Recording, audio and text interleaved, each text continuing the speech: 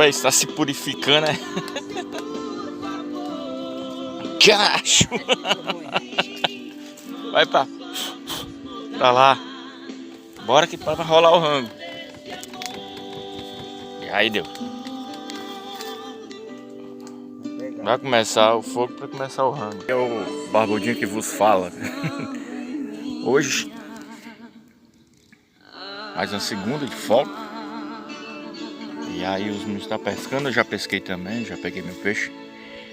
E agora vamos fazer o rango. Hoje eu vou dar uma de Masterchef. Ó, tem brócolis, cenoura, couve-flor, pimentão. Vou fazer aqui um yakisoba pra galera.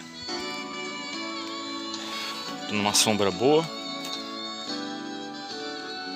Uma vista, coisa mais linda do mundo. Tô cozinhando, tô pescando também. Ó, coisa linda. E os meninos estão ali pescando ainda. Daqui a pouco eu mostro o resultado aí da comida. Patrão, aqui ó, meu patrão Chinarivando. Hoje ó, yakisoba. Quem não conhece, yakisoba é uma comida chinesa. Feito, preparado aqui na beira do açude. Na beira do açude. Aí é foda, viu? Vamos aí, mano. Aí botou uns matos verdes, como é que é o negócio aí? Como é que é, né? Yakisoba? É mentira.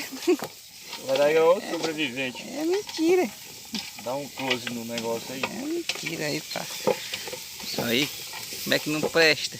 Daqui a pouco eu vou mostrar o resultado. Olha o gás aqui, a todo vapor. Aí galera, agora a finalização, hein? Pronto, deu o esquema aqui. É, aqui mesmo. Vamos lá. Será que presta, hein? Dá pra sentir o cheirinho daí, não? Aqui tá cheiroso. Tá divino. Aí. Eita. Quer que o mundo não ensina em pleno, né? Juremos. Na beira do açude. Aprendemos a fazer isso aqui. Escola de São Paulo, hein? Fechou.